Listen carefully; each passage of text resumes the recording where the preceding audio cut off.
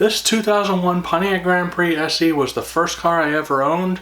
I used it to get to and from work to build up money so I can get a car that I really like, my 2005 Pontiac GTO. However, by the time I was able to afford that GTO, the Grand Prix was on its last legs and needed a whole bunch of work done.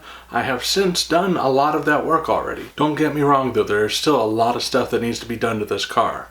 Sentimentality has made me keep this car longer than I should have probably. That and the amount of money that I dumped into that car in the early stages of owning it. But it has an advantage that the GTO doesn't. When modifying the GTO, I want it all done right, no cutting corners, getting every little detail right.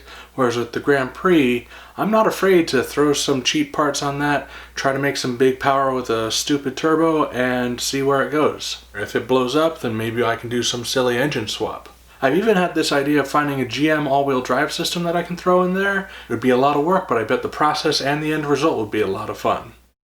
The only thing holding me back from doing that right now is that I need to get it transported from Florida to Connecticut. The current plan is to wait till winter to have it transported up. I've heard that since all the snowbirds ship their cars down south for the winter, then the trucks have to drive back up. At that time there's far fewer cars heading north, so it should, in theory, be less expensive to ship it. I've always wanted to start a project car series on this channel, and if I can get that car moved up north and it doesn't drain my wallet, then this winter I'll finally have that series.